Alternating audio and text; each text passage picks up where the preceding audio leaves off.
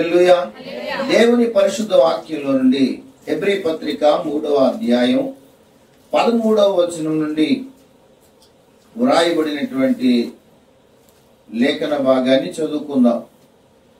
నేడు మీరు ఆయన శబ్దమును విని ఎడల కోపము పుట్టించినప్పటి వలె మీ హృదయములను కఠినపరచుకొనకుడని ఆయన చెప్పెను గనుక పాపము వలన కలుగు భ్రమచేత నీలో ఎవడును కఠినపరచబడకుండునట్లు నేడు అనబడు సమయం ఉండగానే ప్రతి దినమును ఒకరికొకడు బుద్ధి చెప్పుకొనుచు బుద్ధి చెప్పుకోండి. ఏలయనగా మొదటి నుండి మనకున్న దృఢ విశ్వాసం అంతము మట్టుకు గట్టిగా చేపట్టిన ఎడలనే క్రీస్తులో పాలివారమై ఉండుము. ప్రార్థన చేద్దాం. మహాపరిశుద్ధుడు మహోన్నతుడైన దేవా, సర్వాధికారి, మీకు వందనాలు. గడిచిన వారం అంతా మీరు ఎక్కడో కాపాడి భద్రపరిచి మీరు ఇచ్చిన క్షేమాన్ని బట్టి మీకు వందనాలు. ఈ సమయంలో నీ లేఖనాన్ని మేము ధ్యానిస్తూ ఉండగా నీ దాసుడు నీ లేఖనమును వివరించడానికి పూనుకుంటుండగా నీ దాసుని మీరు వశపరచుకోండి. మీ పరిశుద్ధాత్మ అభిషేకంతో నింపండి. మా అందరికీ అవసరమైన సందేశం మీరు అందించమని యేసుక్రీస్తు ప్రభుల వారి పరిశుద్ధ నామములో ప్రార్థించి అడిగి వేడుకొంచున్నాం తండ్రి, ఆమేన్. ప్రభునందు ప్రియులారా, చదవబడినటువంటి లేఖన భాగంలో ఈ హెబ్రీ పత్రిక రాస్తూ హెబ్రీలకు రాసినటువంటి పత్రికలో మీ హృదయమును కఠినపరచుకొనకుడి, హృదయాన్ని కొనవద్దు అని హెచ్చరిక చేస్తూ ఉన్నాడు. ఎందుకు హృదయాన్ని కఠినపరచుకోవడం దేనికి అంటే, హృదయము కఠినమైనప్పుడు ఏం జరుగుతుంది అంటే, దేవుడు మాట్లాడినా గాని ఆ మనిషి వినడు. హృదయం కఠినం అయిపోయినప్పుడు ఒక మంచి మాట కూడా మనకి రుచించదు. హృదయం కఠినమైనప్పుడు ఎవరైనా ఒక మంచి చెప్పినా మనకు అర్థం కాదు. హృదయం కఠినము అయినప్పుడు మనకి ఎలా ఉంటదంటే, మంచి మాట కూడా చెడుగా ఉంటుంది. అందుచేత హృదయము కఠినము కాకుండా జాగ్రత్త పడాలి. సామెతల గ్రంథం 28వ అధ్యాయం 14వ వచనంలో వ్రాయబడినటువంటి మాటను ఒకసారి మనం జ్ఞాపకం చేసుకుందాం. సామెతల గ్రంథం ప్రవర్తించువాడు ధన్యుడు, ఎందులో పడును? హృదయమును కఠినపరుచుకున్నవాడు కీడులో పడును. హృదయమును కఠినపరుచుకున్నవాడు ఎందులో పడును? కీడులో పడును. ఎందుకు అంటే, దేవుడు మాట్లాడినా సరే పట్టించుకునే పరిస్థితి ఏర్పడుతుంది. దేవుడు మాట్లాడినప్పుడు కూడా వినలేని పరిస్థితి.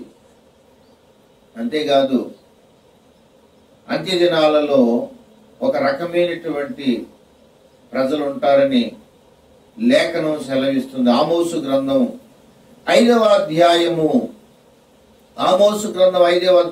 9వ వచనం చూడండి ఒకసారి.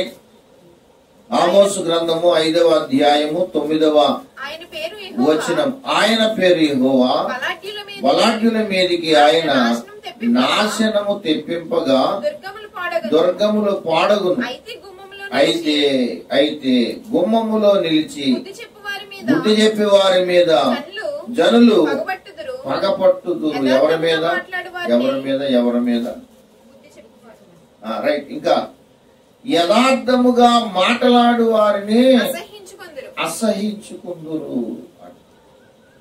ఎవరిని అసహించుకోవాలి? చెడు పనులు చేసేవాడిని అసహించుకోవాలి. ఎవరిని అసహించుకోవాలి? దుర్మార్గాన్ని అసహించుకోవాలి. కానీ ఇక్కడ విచిత్రం ఏంటంటే, బుద్ధి చెప్పేవారినట బుద్ధి చెప్పే వారి మీద పగబట్టుదురు అన్నాడు. అంత ఘోరమైన పరిస్థితి. బుద్ధి చెప్పే వారి మీద పగబట్టేటువంటి పరిస్థితి ఎప్పుడూ తెలుసా? మనసు కఠినమైపోతే చాలా ప్రమాదకరమైన జోన్లోకి వెళ్ళిపోతాం. అందుకనే హృదయము కఠినము కాకుండా జాగ్రత్త పడాలి. హృదయము కఠినము కాకుండా జాగ్రత్త పడాలి. హృదయము కఠినం అవుతుందా లేదా అనేది మన హృదయాన్ని ఒకసారి పరిశీలించుకోవాలి. ఎలా తెలుస్తుంది అంటే, దేవుని మాటలు వినినప్పుడు, దేవుని వాక్యం మనం వినినప్పుడు ఆ దేవుని మాటకు మనం లోబడేటువంటి అవకాశం ఉందా? దేవుని మాటకు లోబడేటువంటి వారముగా ఉన్నావా? దేవుని మాటను వ్యతిరేకించేటువంటి వారుగా ఉన్నావా అనేది మనం ఆలోచన చేసుకోవాలి. ఎందుకంటే ఒక వ్యక్తి దేవుని జ్ఞానముతోనూ దేవుని ఆత్మతోనూ నడిపించబడినప్పుడు ఆ వ్యక్తి లోబడతాడు. ఎవరు చెప్పినా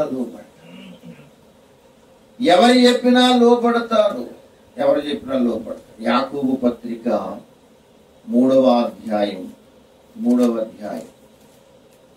15వ వచనాన్ని మనం చదివితే, ఈ జ్ఞానము పైనుండి దిగి వచ్చినది కాక భూ సంబంధమైనదియు ప్రకృతి సంబంధమైనదియు దయ్యముల జ్ఞానము వంటిదియునై ఉన్నది. ఏలయనగా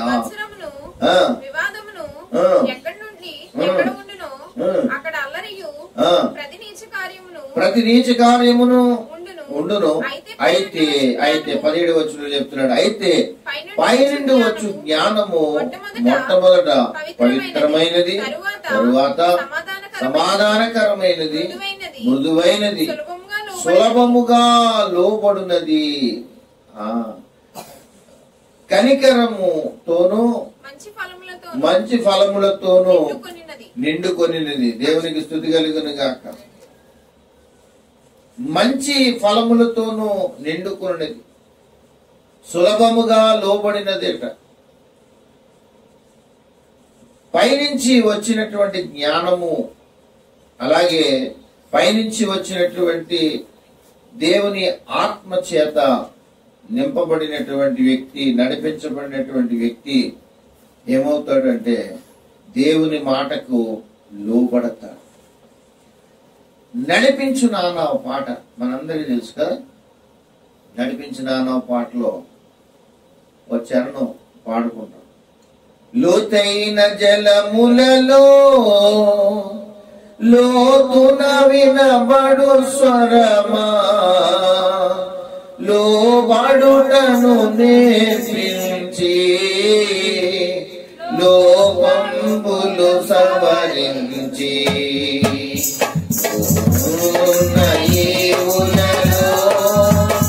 లోతైన నా బ్రతుకు లోకించని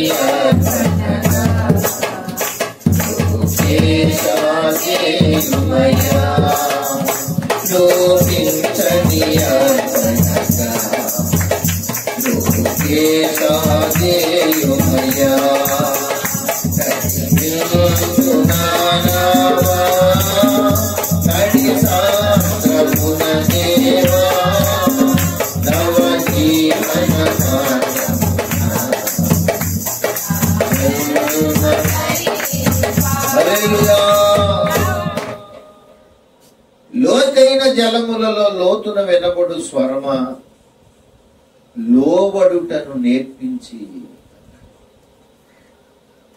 పాటగానే పాడుకుంటాం కానీ అదొక ప్రార్థనా గీతం. నడిపించు నానావా అనేది ఒక ప్రార్థన, పాట రూపంలో ఉన్న ప్రార్థన. ఆ ప్రార్థనలో ఉన్న ఆ చరణం ఏంటంటే, లోబడటం నేర్పించు. ఎందుకంటే లోబడడం మనం నేర్చుకోకపోతే హృదయము కఠినమైపోతుంది. హృదయం ఎప్పుడైతే కఠినమైపోయిందో, హృదయం కఠినపడిన వాడు కీడులో పడతాడట. కీర్తన గ్రంథము 95వ కీర్తనలో చూడండి, ఇశ్రాయేలీలు వాళ్ళు ఒకానొక టైంలో కఠినపరుచుకున్నారట. అలా మీరు కఠినపరుచుకోనుకోండి అని మళ్ళా ఇక్కడ చెప్తున్నాడు. 95:8 అరణ్యమందు మెరీబా యొద్ద మీరు కఠినపరుచుకున్నట్లు, మస్సాదినమందు మీరు కఠినపరుచుకున్నట్లు మీ హృదయములను కఠినపరచుకొనకుడి. మీ హృదయాలను కఠినపరచుకోవద్దు. కఠినము ఎప్పుడైతే మన హృదయము కఠినమవుతుందో, ఎప్పుడైతే మన హృదయము కఠినమైపోయిందో, దేవుని మాటలు రుచించు, బుద్ధి మాటలు రుచించు. బుద్ధి చెప్పే వాళ్ళనట కక్ష కట్టుకుంటారు. ఎందుకు జరుగుతుంది ఇది అంటే, మనసు కఠినము అయిపోయినటువంటి కారణం చేత. అందుకనే ఎబ్రీ పత్రికలు అంటాడు, నేడు మీరు ఆయన శబ్దమును విని ఎడల కోపము పుట్టించినప్పటి వలె. అంటే అర్థం ఏంటి? దేవునికి కోపం ఎప్పుడు వస్తుంది? దేవునికి కోపం ఎప్పుడు వస్తుంది తెలుసా? మనం పాపం చేసినప్పుడు కోపం వస్తుంది. కానీ అంతకంటే భయంకరంగా ఆయన ఉగ్రుడు ఎప్పుడైపోతాడు తెలుసా?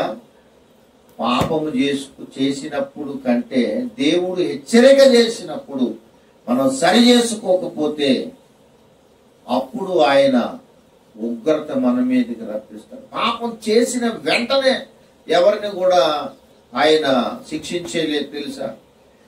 లేఖనం సెలవిస్తుంది. ఆమోసు గ్రంథంలో 1వ అధ్యాయం, ఆమోసు గ్రంథం 1వ అధ్యాయం 3వ వచనం చూడండి. యెహోవా సెలవిచ్చినదేమనగా, దమస్కు 3 సార్లు 4 సార్లు చేసిన దోషములను బట్టి నేను తప్పకుండా దాన్ని శిక్షింతును.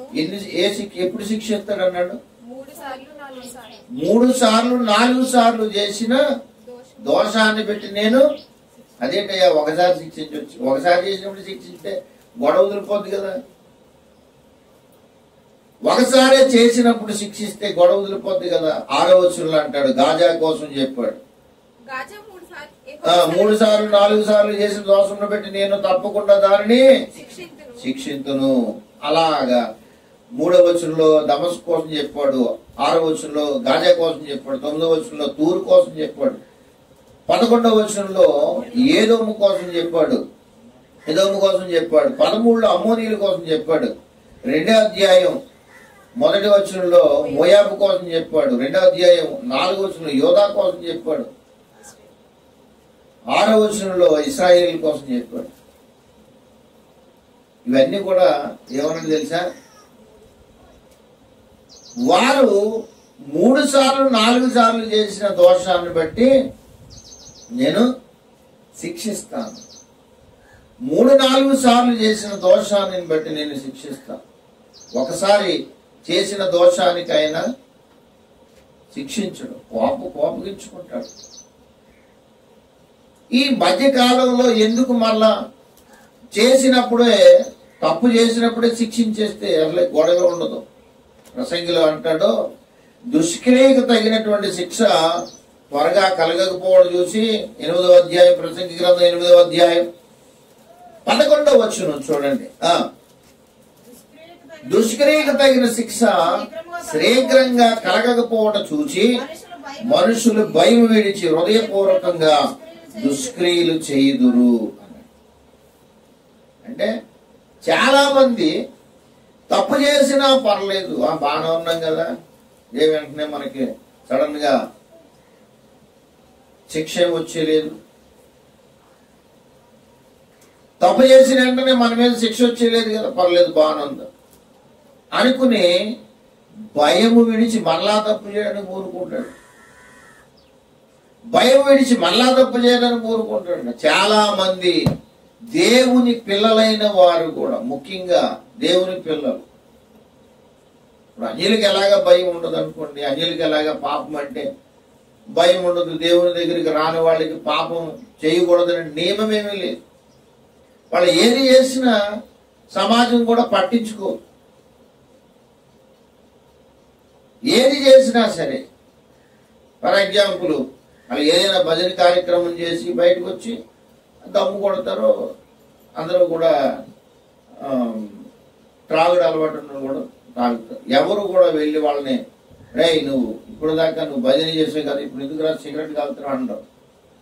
అదే మనం రోడ్ అంటే వెళ్తూ ఒక చేతితో బైబిల్, ఒక చేతితో సిగరెట్ పెట్టుకుని అలా నడుచుకుంటూ వెళ్తే దారిలో అందరూ విచిత్రంగా చూస్తారు.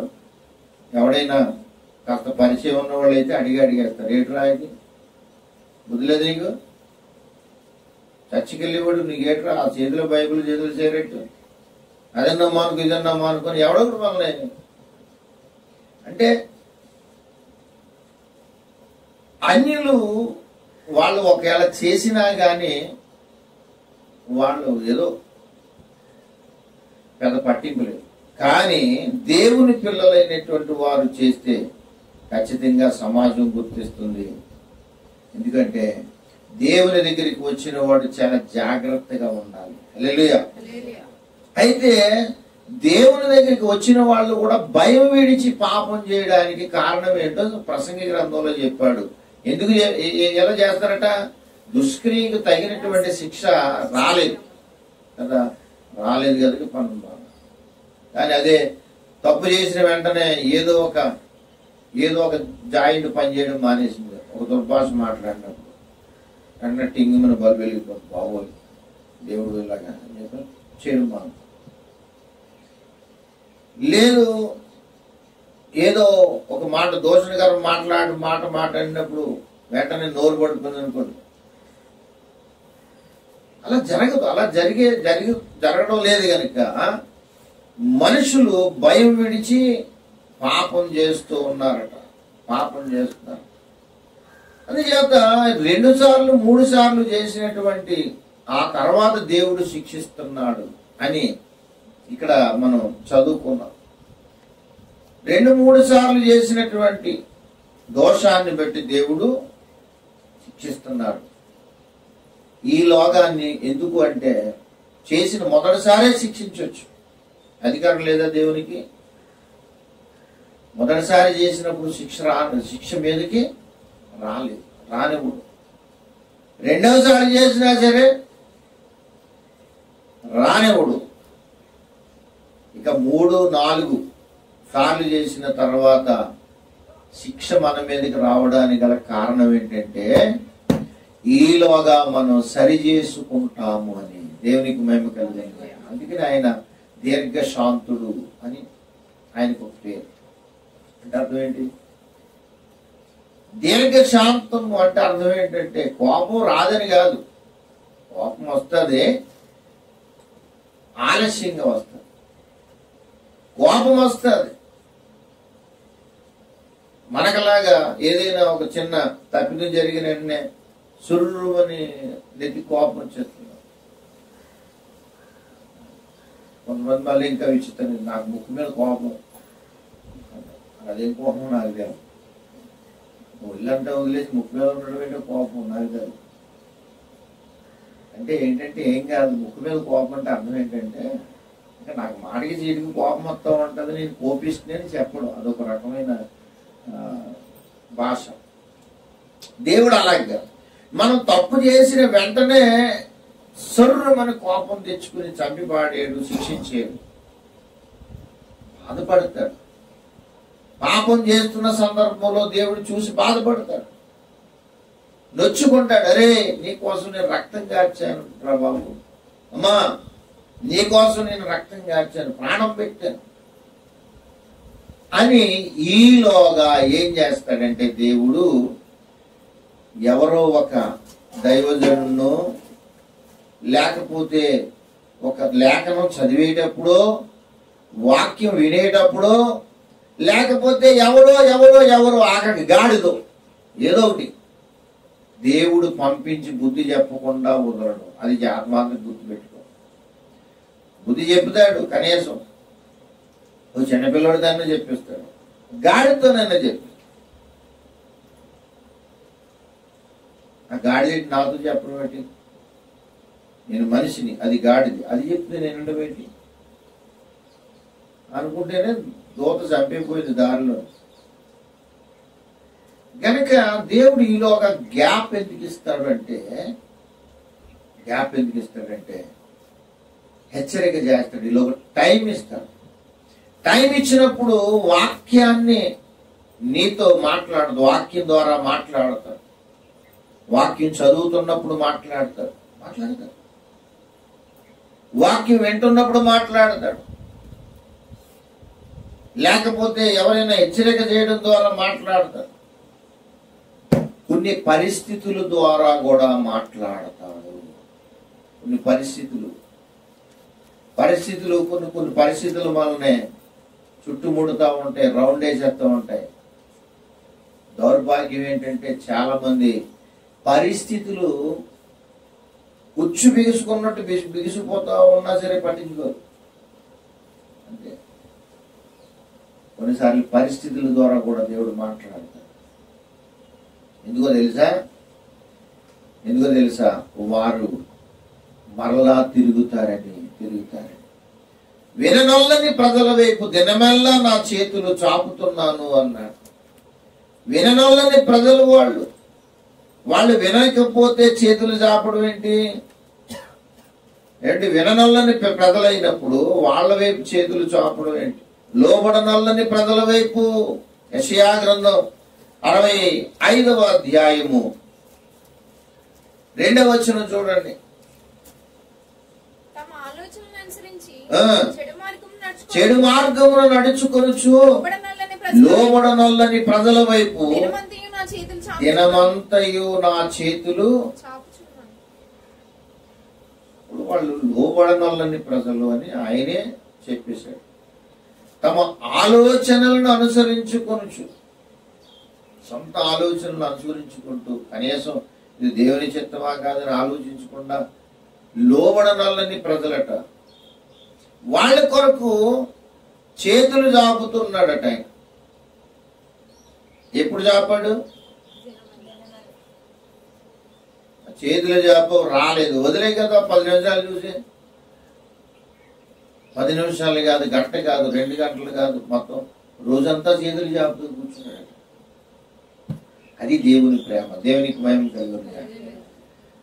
మనం తప్పు చేసిన వెంటనే చంపి పాడేయాలనే దేవుని ఉద్దేశం కాదు. మనం తప్పు చేసిన వెంటనే ఆయనకు బాధ కలగలేదని కూడా కాదు, బాధ కలుగుతుంది. మనం తప్పు చేసిన వెంటనే ఆయన వేదన పడుతున్నాడు, బాధపడుతున్నాడు. కానీ వెంటనే శిక్ష రావడం లేదు. ఎందుకంటే ఈలోగా మనం సరి చేసుకుంటామని.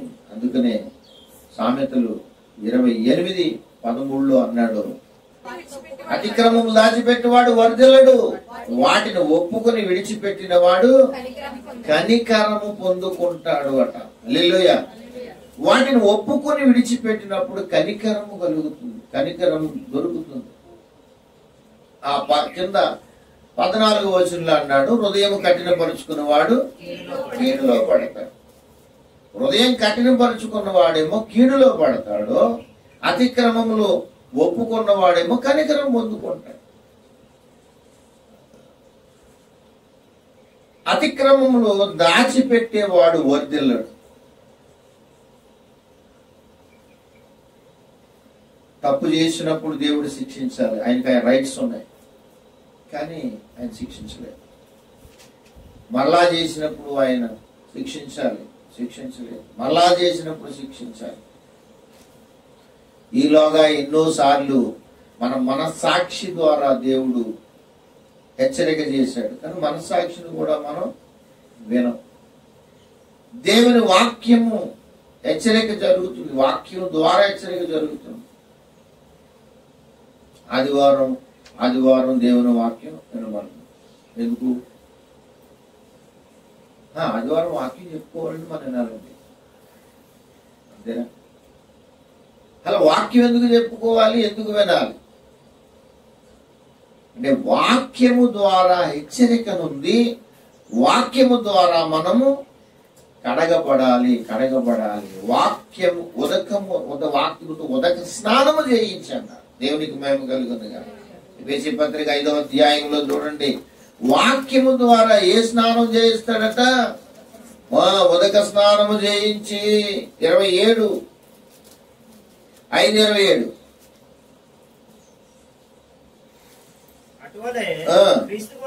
క్రీస్తు కూడా సంఘమును ప్రేమించి అది కళంకమైన ముడతైన అట్టిది మరి ఏదైనను లేక పరిశుద్ధమైనది గాను నిర్దోషమైనది గాను మహిమగల సంఘము గాను ఆయన తన ఎదుట దానిని నిలవబెట్టుకొనవలెనని వాక్యముతో దేవునికి మహిమ కలుగును గాక. వాక్యముతో ఉదక స్నానము చేత దానిని పవిత్రపరిచి పరిశుద్ధపరచుటకై దాని కొరకు తను తాను అప్పగించుకును. వాక్యములో ఉదక స్నానం, దేవునికి మహిమ కలుగును. వాక్యము ద్వారా దేవుడు మనల్ని స్నానం చేయించడానికి, స్నానం చేసి మనం స్నానం ఎందుకు చేస్తాం?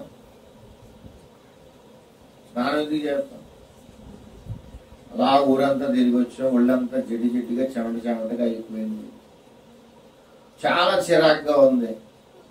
అలాగను వెళ్ళి మనం కాస్తంత తల మీద నుంచి తల స్నానం చేసి శుభ్రంగా సబ్బు రుద్దుకుని స్నానం చేసి వచ్చిన తర్వాత ప్రాణం ఎలా ఉంటుంది? హాయిగా ఉంటుంది. ఎందుకు అంటే శరీరంలో మురికిపోతే ప్రాణం ప్రశాంతంగా ఉంటుంది, మనసంతా హాయిగా ఉంటుంది. అలాగే మన ఆత్మకు పట్టిన మురుకు కూడా అప్పుడప్పుడు మనం వదిలించుకోవడానికి దేవుడు వాక్యము ద్వారా స్నానం చేస్తూ ఉంటాడు. ఇది స్నానఘట్టం అనుకోండి, సామూహిక స్నానఘట్టం అని కొన్ని నదులు కాడ పెడతా ఉంటారు. అక్కడికి వెళ్ళి అందరూ స్నానం చేసి వస్తూ ఉంటారు. అలాంటి స్నానఘట్టం ఆదివారం వాక్యము మనందరం కూడా స్నానం ఆచరించేటువంటిది. నేను స్నానం చేయను నేను చెప్పేసి మానేసాం అనుకోండి, ఎవరికి నష్టం? స్నానం చేపి నీ మురికి నీ దగ్గరే ఉంటుంది, ఆ దరిద్రం నీ దగ్గరే ఉంటుంది. మన దరిద్రం మనమే వాసన చూసుకోలేము, మన పక్క వాళ్ళకి ఇంకా మనకి ఇబ్బంది, మన పక్క వాళ్ళకి ఇబ్బంది. ఒక వ్యక్తి శుభ్రం లేకపోతే అతనికి ఇబ్బంది, పక్క వాళ్ళకి ఇబ్బంది. అతనికి అనారోగ్యమే, ఇతరులకు అనారోగ్యం.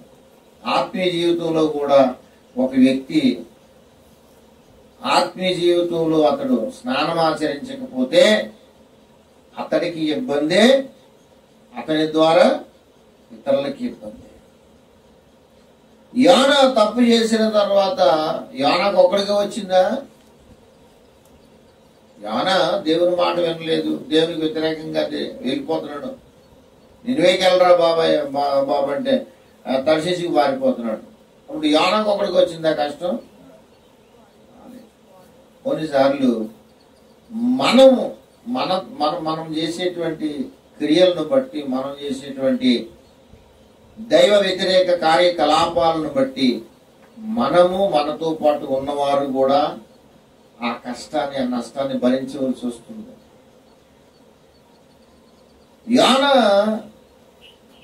యోనాను సముద్రంలో పడేశారు. పడేసిన తర్వాత కానీ ఎంత కఠినంగా చెప్పాడు చూడండి, ఎంత ఘోరంగా చెప్పాడు. నన్ను ఎత్తి సముద్రంలో పడచేయండి మీరు బాగుంటారు. అదేంటో మరి,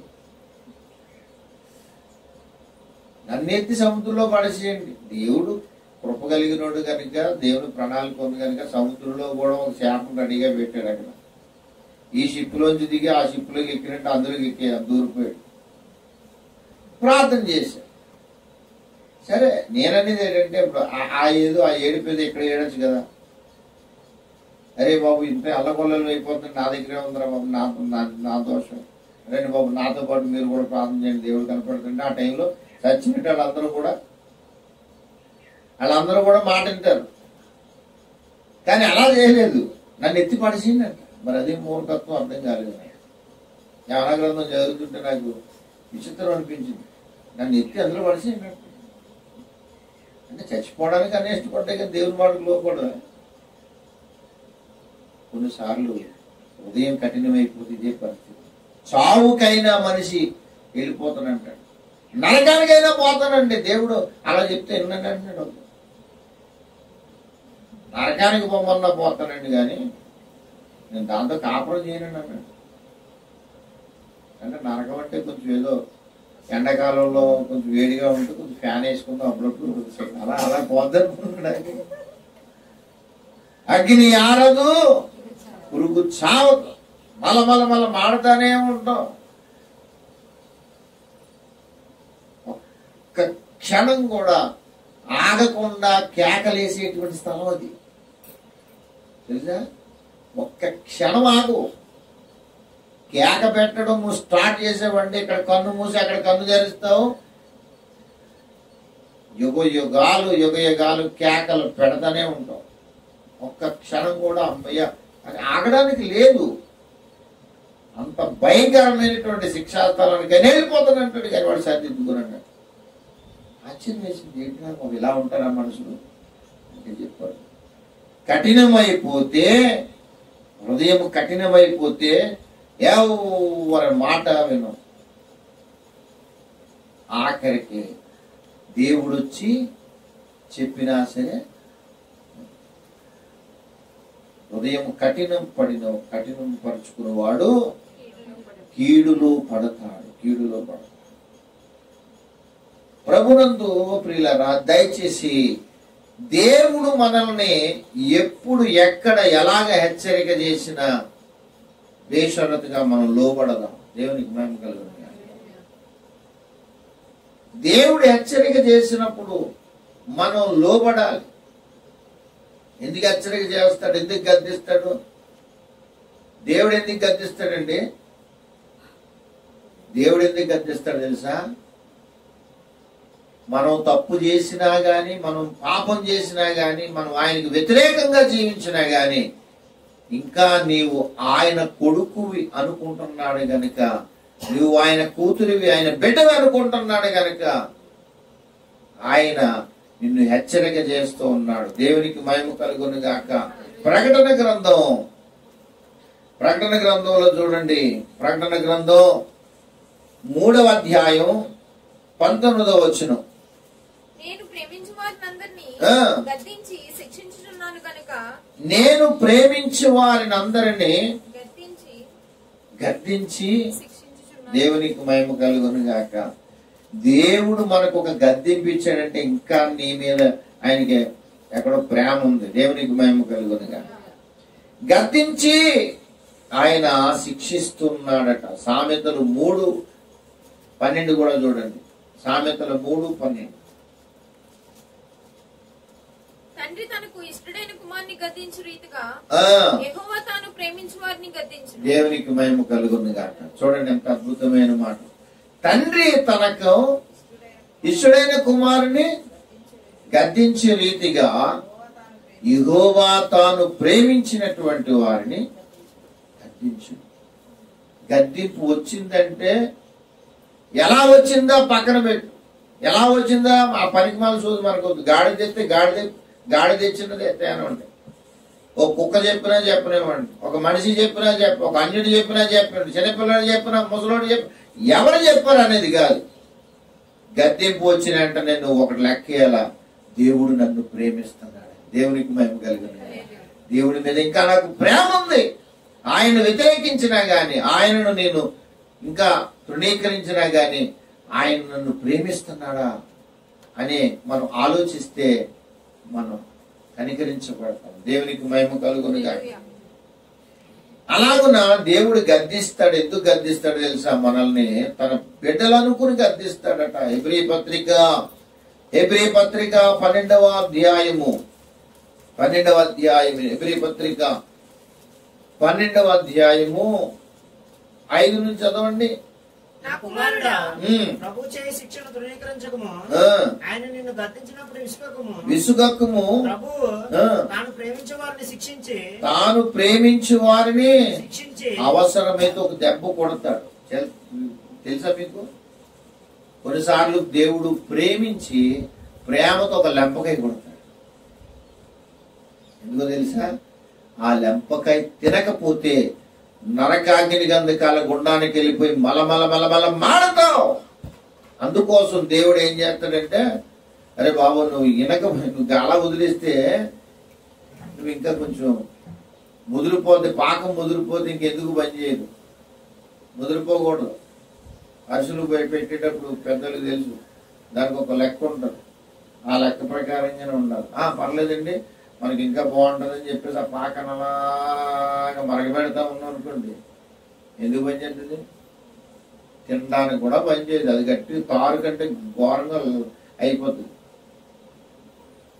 పాకం ముదిరిపోతే పని చేయదు. అలాగే పాపంలో కూడా ఒక మనిషి ముదిరిపోతే ఇంకా ఆడు కూడా పోతాడు, ఎందుకు పని చేయడు? నరకాగ్ని గంధకాల గుండానికి పోయే ప్రమాదం ఉంది కనుకనే దేవుడు అంటాడు, రే బాబు అవసరమైతే ఒక దెబ్బైనా కొట్టి శిక్షిస్తున్నాడు. ఆయన గద్దించినప్పుడు చూడండి, ఆయన నిన్ను గద్దించినప్పుడు విసుగకము, ప్రభు తాను ప్రేమించు వారిని శిక్షించి తాను స్వీకరించు ప్రతి కుమారుని దండించు అని కుమారులతో సంభాషించినట్లు మీతో సంభాషించి ఆయన హెచ్చరికను మరచితిరి.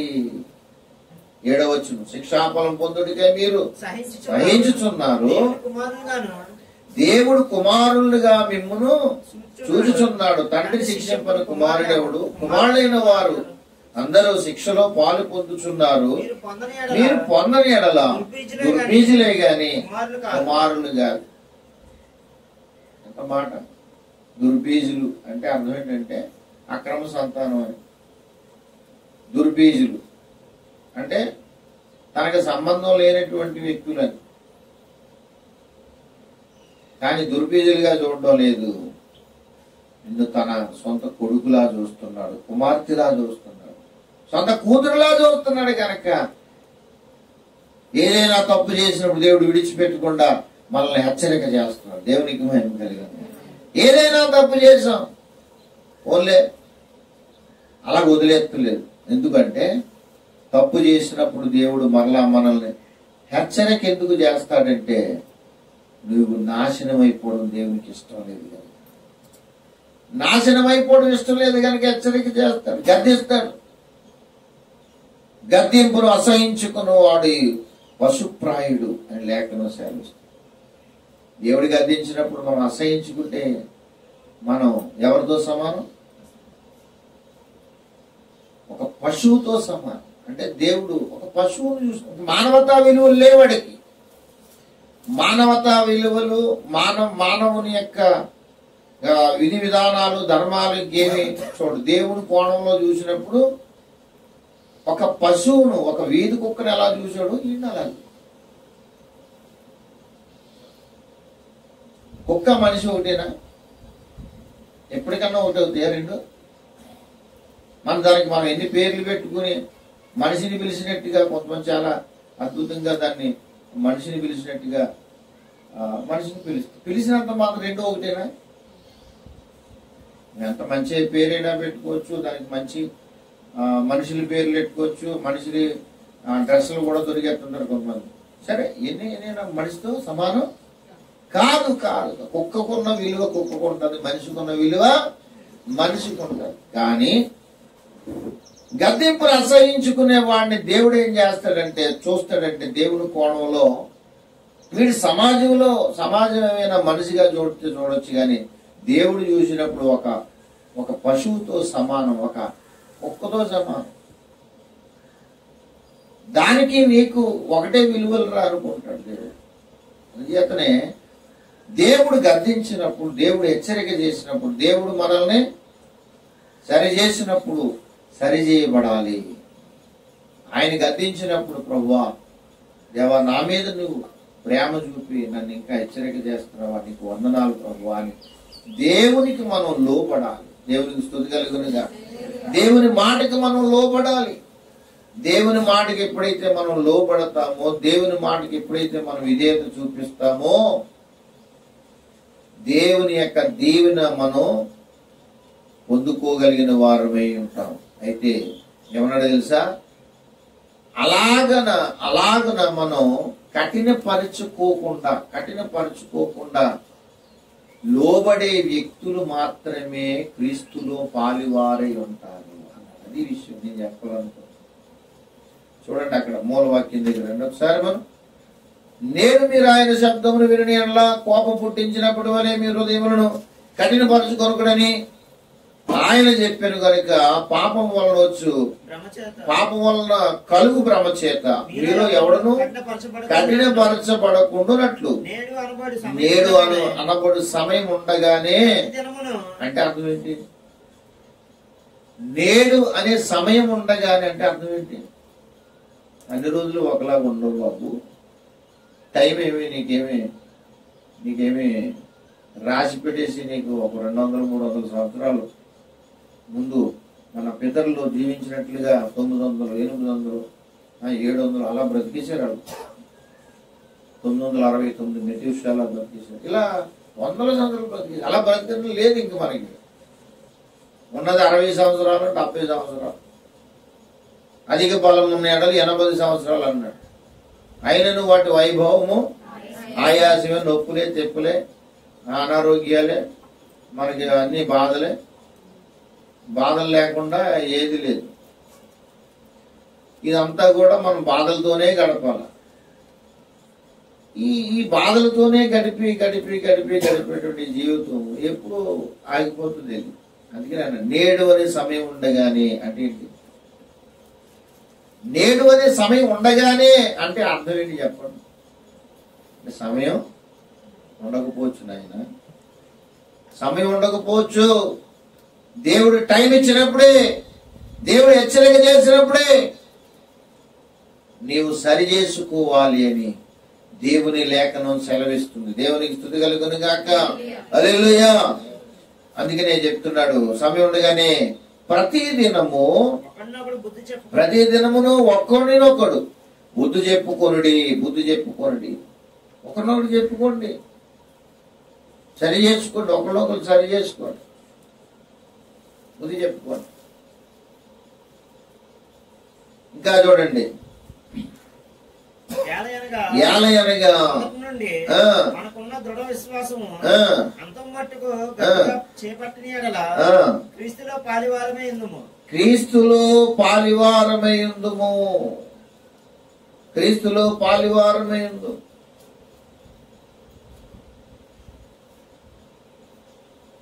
అంటే అర్థం ఏంటి చెప్పండి? అంటే అర్థం ఏంటి చెప్పాలి? ఇప్పుడు ఇలాగ అయితేనే క్రీస్తులో పాలివారమై ఉన్నట్టు అన్నాడు. ఇలాగైతేనే పాలివారమై ఉన్నట్టు అంటే అర్థం ఏంటి? ఇలా కాకపోతే మీరు క్రీస్తులో పాలివారి కాదు అని అర్థం. అంటే నువ్వు కఠినపరుచుకుంటానే నీకు జీవితాన్ని గడిపేస్తానంటే క్రీస్తులో పాలివారము కాము. అందుచేత మనం ఒకవేళ ఒకరినొకరు బుద్ధి చెప్పుకోండి అన్నాడు. ఒకరినొకరు బుద్ధి చెప్పుకోండి. ఒకరు తప్పు చేశారంటే పోనండి, ఆడి కర్మను ఆడైపోతాడు, పాపను ఆడైపోతాడు అని వదలొద్దు. తప్పు చేశాడా చెప్పండి, ప్రేమపూర్వకంగా చెప్పండి, అర్థమయ్యేలా చెప్పండి. అది కాకపోతే హెచ్చరిక చేయండి. ఎలాగైనా బుద్ధి చెప్పు, మనం గద్దించుకున్నా ఉంది లేఖనం కనుక అవసరమైతే గద్దించు, బుద్ధి చెప్పు. అని ఎలా పోతే మనకి ఎందుకులే, పోని నరకానికి పోతే పోయాడు, దేవుని శిక్ష ఎలాగ పోతుంది, ఇది కాదు. మనం చెప్పిన తర్వాత కూడా లేకపోతే ఇంకా తర్వాత దేవుడు చూసుకుంటాడు, అది వేరే విషయం. అందుకని అన్నాడు ఒకరికొకడు ఏమన్నాడు, మళ్ళీ చదవండి, ఒకరికొకడు బుద్ధి చెప్పుకొనుచు అన్నాడు.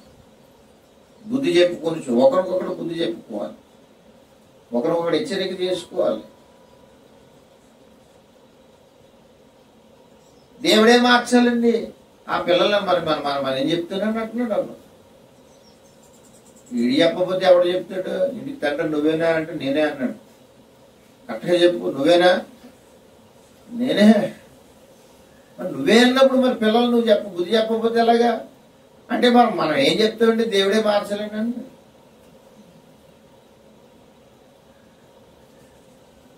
మరి నీ పిల్లలు నువ్వు చెప్పుకోకపోతే ఎవడు చెప్తాడు? పిల్లలు తప్పు చేసినప్పుడు చెప్పాలి, తప్పు నాయనా అలా చేయకూడదని చెప్పాలి. భార్య తప్పు చేసినప్పుడు చెప్పాలి. మనం చెప్తే కోపం చేస్తుందండి బాబు, అన్నం వండడం మానేందంటే పోతే పోనీ ఒక పూట తిండి లేకపోతే పోతావేంటి, సరిచేయి. నరకానికి పోతే లేకపోతే తన నరకానికి పోకుండా ఒక పూట తిండేందని నువ్వు త్యాగం చేయి. లేదండి గట్టిగా చెప్తే కోపం చేసి అన్నం వండుతుంటే నాకు ఇంకా ఇబ్బంది అయిపోతుందంటే జీవితాంతకాలం వండదేంటి, ఒక రోజు 2 రోజులు తర్వాత ఎలాగే వండుతుంది కదా. గద్దించడం అయితే మాత్రం మానదు. ఒక్కవేళ భర్త చేసినది చెప్పండి, తప్పుగా. ఇప్పుడు భర్త చేస్తే భార్య చెప్పకూడదు రూల్ ఉన్నాయా? పెద్దలు చేసిన చిన్నలు చెప్పాలి, అది అలా కాదు ఇలా చెప్పాలి. పిల్లలు చేసినప్పుడు అది అలా కాదు ఇలా చెప్పాలి అని ఇక్కడ ఏమన్నా ఒకరికొకడు బుద్ధి చెప్పుకోవాలి. ఇంకో వేడి చేశా అసలైన మారు మనసు కలిగినటువంటి వ్యక్తులు చేసేటువంటి ఒక మాట చెప్పాడు ఇక్కడ చూడండి. దశలోనిక పత్రికలో 5:12 చూడండి. మరియు సహోదరులారా, మీలో ప్రయాసపడుచు ప్రభునందు మీకు పైవారై ఉండి మీకు బుద్ధి చెప్పు వారిని మన్నన చేసి చాలు ఏం చేసి ఎవరిని? ఆమోసు గ్రంథంలో అక్కడ ఏం చెప్పాడు? అక్కడ బుద్ధి చెప్పుకున్న వారి మీద. ఆమోసు గ్రంథం చదవండి మళ్ళీ అక్కడ 5వ అధ్యాయం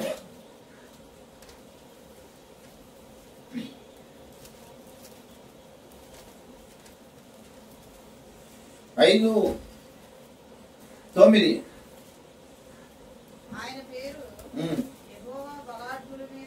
ఆయన పేరు యెహోవా. కామన్ కదా ఆగారు.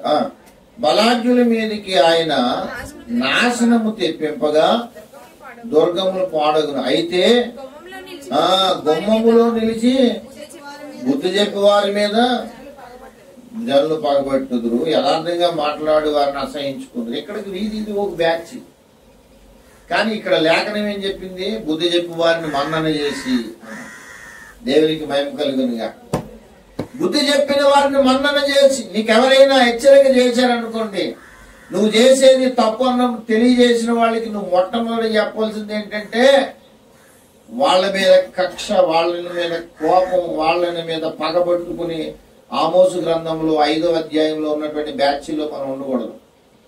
దశలోనిక పత్రికలో చెప్పాడు 5:12 వారిని మన్నన చేసి వారిని నువ్వు అవసరమైతే వాళ్ళకి థ్యాంక్స్ చెప్పాలి. అన్నయ్య నా తప్పుని చెప్పినందుకు వందనాలు, చాలా సంతోషం, నా తప్పు సరి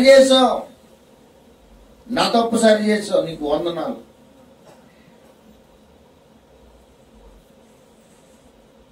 ఒకప్పుడు చాలా రోజులు అయిపోయింది, ఒక అమ్మాయి పాట పాడుతుంటే వేరేగా చెప్పి పాడుతుంది.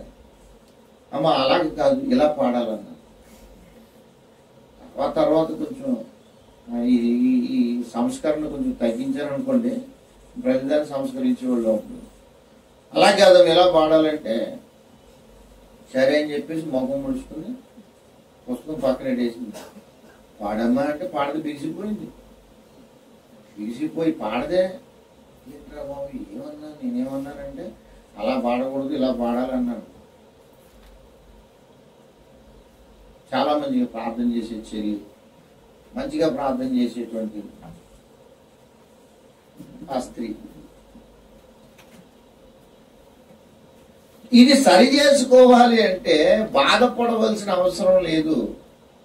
ఇలా పాడాలనుకున్నప్పుడు నువ్వు వాళ్ళకి థ్యాంక్స్ చెప్పగలగాలి. దేవునికి భయం కలిగనుగా. ఎందుకంటే నీ లోపాన్ని చూపించే వాళ్ళు 2 రకాలు. బాగా గుర్తుపెట్టుకోండి. మన లోపాలను చూపించే వాళ్ళు 2 రకాలు. 2 రకాల్లో ఎవరంటే, ఒక రకం ఉంటుంది, నువ్వు ఏ తప్పు చేసినా సరే నీకు తప్పు చేసినా చేయకపోయినా వాళ్ళు విమర్శిస్తూ ఉంటారు. అదొక బ్యాచ్. కొంతమంది ఉంటారు నీ తప్పును సరి చేయాలని. ఎందుకంటే నువ్వు సరి చేయబడితే ఇంకా బెటర్గా నువ్వు పాడగలుగుతావు, ఇంకా సరి చేస్తే ఇంకా బెటర్గా నువ్వు దేవుని వాక్యాన్ని చెప్పగలుగుతావు, సరి చేస్తే నువ్వు ఇంకా దేవుని కొరకు మంచిగా తయారవుతావు, సరి చేసుకుంటే అని ఉద్దేశంతో చెప్పేవాళ్ళు ఉంటారు. ఈ 2 కేటగిరీలు ఉంటారు. వాళ్ళిద్దరిలో ఎవరు చెప్పినా సరే నువ్వు బాధపడవలసిన అవసరం లేదు. ఎందుకంటే వాళ్ళు విమర్శించినటువంటిది నీకు మరలా నీకు బూస్టింగ్ ఇచ్చినట్టుగా నువ్వు ఫీల్ అవ్వాలి తప్ప అరే నన్ను ఎలాగనేసారా అనుకోవద్దు.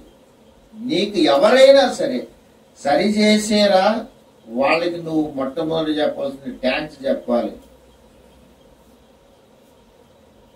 ఏదైనా నీకు సరిచేస్తే వాళ్ళకి థ్యాంక్స్ చెప్పండి. వాళ్ళని నేను ఎప్పుడు నా మాటలు కాదు, నేనేమో రాసుకుని రాలే.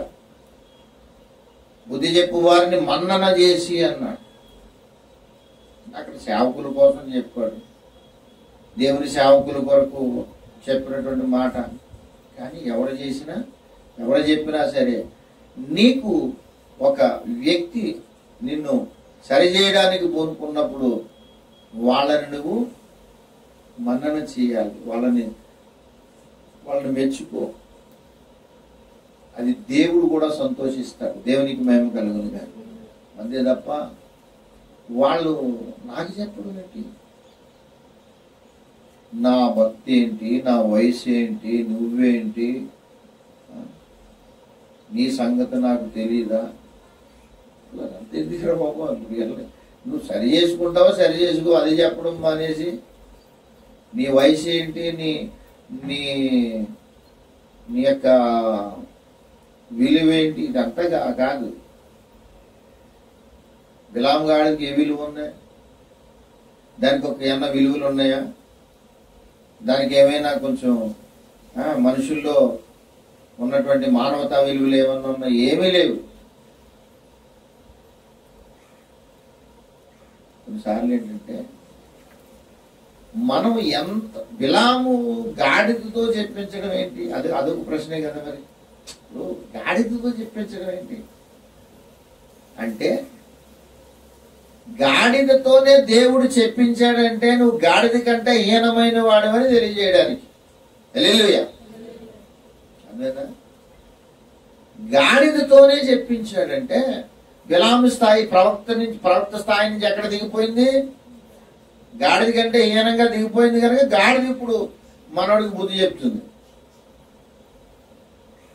కనుక నువ్వేంటి గాడిదేంటి అంటే అయిపోయింది, నువ్వు గాడిదే, నిజమే, దాని స్థాయి అదే, దాని స్థాయి ఎవడో కాదనలేదు.